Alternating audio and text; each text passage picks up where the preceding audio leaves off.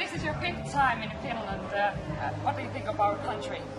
Oh, I love it. I'm very amazed that, that daylight in the summer can last for so long. Only wish they were like that in the States, Usually our daylight's over at 7 p.m. and you guys can manage to last till 11 p.m. But no, we always have fun when we come over here, and hopefully, despite the fact that the airport has lost some of our instruments, we'll be able to do a good job. Oh, what instruments are lost? Our guitar pedals, our bass pedals, and our sousaphone.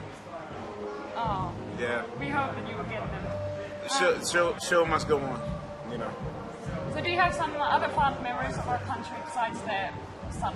Well, we never really, when it comes to just the whole general Scandinavia area, like just up here, Finland, as you said, this is like our fifth time over here. Yeah. But in other, in the borders, in the neighboring countries, like, it would have been our 19th or 20th time.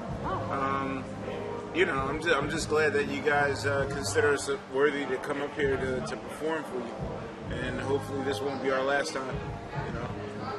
I read somewhere that How I Got Over, your new album, is set to reflect how the band feels after the Bush administration and in the beginning of Obama presidency. Yeah. So is the album all about politics?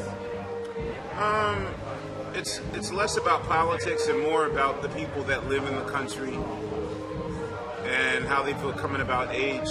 I'll probably say that How I Got Over is probably, it's too soon to say it because it only came out 4 weeks ago, but I'll say if this is probably our most important record, because I feel like even though hip hop and growing older, even though that's nothing new, I'll say that the first generation that made hip hop, they're in their 40s and 50s now. So I more or less consider them the last stage of the civil rights era, not necessarily of the beginning of the hip hop era. I think that my generation, the generation that was 7 and 8 years old when hip hop first came out, I consider us to be the first generation of hip hop, the actual consumers. So, for former consumers who were 7 and 8 years old to now be 38, 39, and 40-year-old people raising their own children, hip hop is finally going to have to deal with a major issue that it's been facing, which is growing older. Because hip hop has always been about like being a young man's game. Yeah. And you think of a 20-year-old and a 23-year-old when you think about hip hop, and now those same rambunctious, rebellious people are now turning 40, and most of them are having a midlife crisis in America.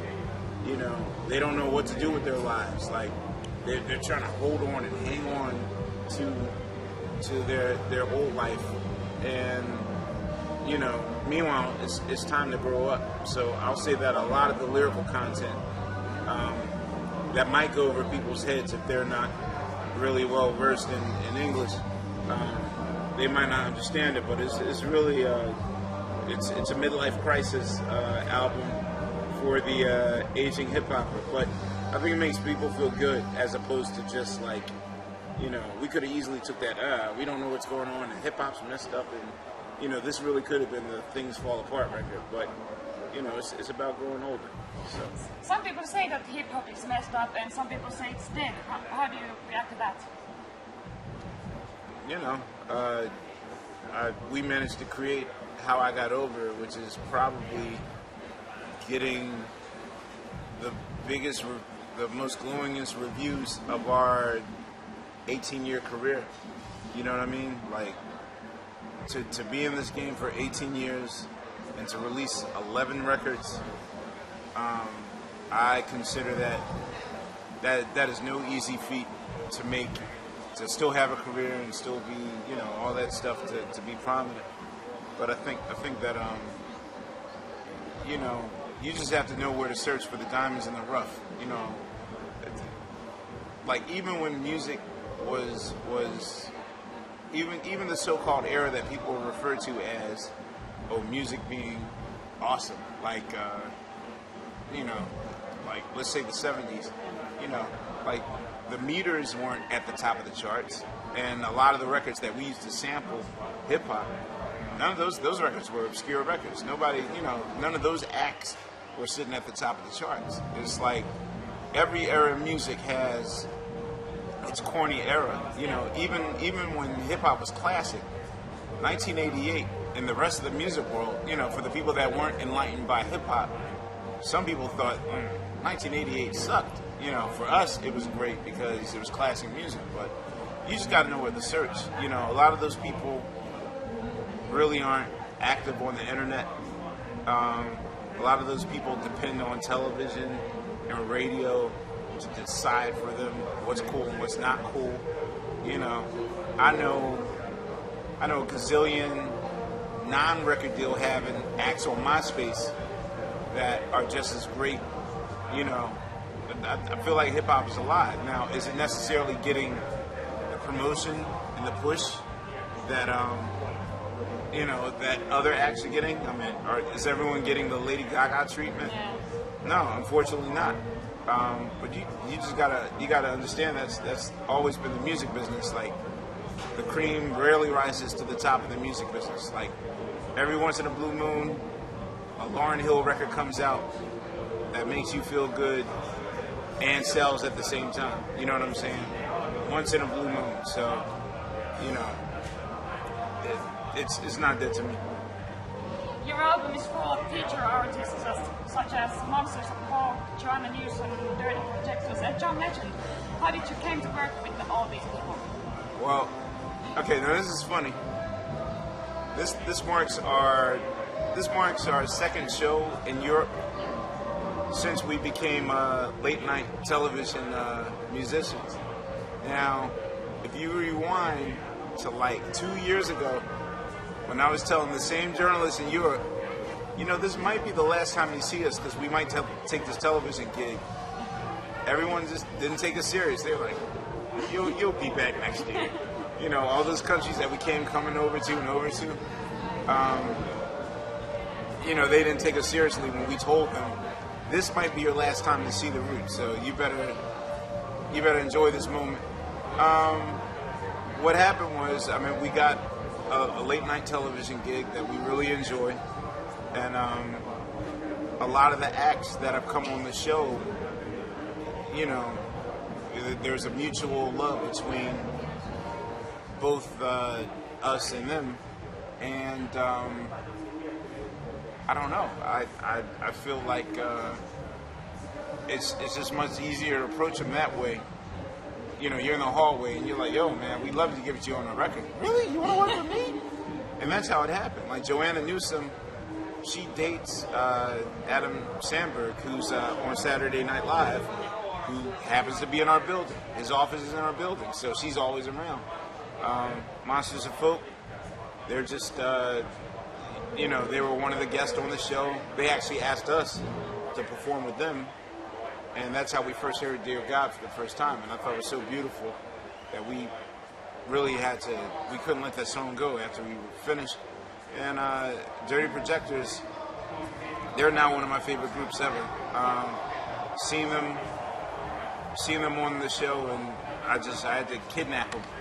Now they're mine, you know, that type of thing. John Legend features on the Fire song. Right. What's the story behind the upcoming video? I saw the trailer. It's, you know, we have this term. The term is let's Aerosmith it. Yeah. For the longest, I thought that the Roots' worst enemy was always the music video. Yeah. Like I always hated appearing in our music videos. I think our songs are much more vivid than us just performing in the music video, and you know, we got lucky with Dear God. You know, I think Dear God was a perfect song for us to be in, But then again, there was only 2 of us in that video. But the fire is, it talks of a struggle in an army camp. You know, war is a very prominent figure and subject on the minds of most Americans. Like, we're in the middle of 2 wars. And so that's the perspective we wanted to sort of tell the story. When we told the director, Rick Cadero, like, you know, look, we don't have much money. What can you do with this? He came back to us and showed us the trailer, and we were just like, you made a movie. You made Inglourious Bastards #2. Like, what the hell? So, but one good thing out of doing The Fire with John Legend is not many people are aware that the Roots actually have 3 records coming out this year. How I Got Over, I know, I'm my own publicist. How I Got Over came out 4 weeks ago, but album number 12 comes out in September, and that's called Wake Up, and that's a collaborative record with. We enjoyed working with John Legend so much, we decided to make a record with him. So we just shot the first single from that album. We shot the first single from that album 2 weeks ago, and now that album comes out in September. So now 12 records from the Roots. And then we did a 13th record, which is an instrumental album with Booker T. Oh, cool. Yeah, I knew about the Wake Up. I was just going to ask you about it. But this is called Booker T. Is this new music? Yeah, like Booker T always wanted to work with us. And I'd seen him last year at the Grammys when he won his Grammy for his album. And when he asked me to produce this record, I was like, well, do I have complete control? Like, do you give me the final say? He said, yeah, absolutely. So what I wanted to do was I wanted to put Booker T in sort of I wanted to put him in a unique position, and that was I wanted to put him in a position of sounding like he was in the 60s again. So the first thing I did was we called Gabriel Roth, and Gabriel Roth is not a household name, but his work is definitely known. He's the producer and engineer of the Dat Kings and of Amy Winehouse. So, you know, like, the album sounds like it came from the 60s and 70s. That's what I wanted for Booker T. So basically, you know, for the Roots fans that wanted to hear us, you know, sort of in a funky instrumental perspective, I can say that this album sounds like the Lost Booker T and the Meter sessions. Like, it sounds like it came from 1969. So one album just came out, 2 more coming up. You have the Jimmy Fallon show and you tour constantly. Where do you get the energy for all of this? I just say, you know, grab it while you can. You know, we're fortunate. I feel like we're fortunate enough to have 2 winning opportunities, and you got to take advantage of it. Like, the first time around in 1998, back when I didn't even think that we were able to go platinum and all that stuff, we took advantage of it, and, you know, that garnered us a lot of critical acclaim and praise, and, you know, we started a movement. Now I feel like the second time around, we're getting a lot more exposure. For starters, having survived this long while a lot of our peers are not here, and, you know, having the television show in the States, I just feel like now's our time. Like, we can't get lazy, and we gotta work to get what we want. So last question, Jimmy Fallon show, was it a hard choice for you to take on a full-time gig as a house band? Were you afraid that might influence how people see you or something? I knew going into it that people were underestimate us. So I knew that the album that we turned in would have to be so behind kicking that, I mean, it had to be so incredible that no one could deny it. And I took advantage of it. Like, basically, I knew that everyone would expect us to be lazy, and not be excited about making music anymore. Like everyone thought that we just dropped out of making music. So, and actually it's the complete opposite. Doing the Fallon show, for starters, doing the Fallon show has forced us to do something that we've never done before as a group, and that's rehearse. We've never rehearsed as the Roots back when we were the Roots, because we do a show every day. And it's like, well, who has time to rehearse when you're doing shows every night? But, you know, we turned our dressing rooms into a studio, and we're there 10 hours a day. So we rehearse every day, 5 hours a day, constantly making music. So, you know, we just rehearsed, and we got better, and we got better, and we got better, and we got better. So I knew coming in that people would sort of be cynical, like, and my whole idea was to shock them, like, you know, bam. So that's what I wanted to do.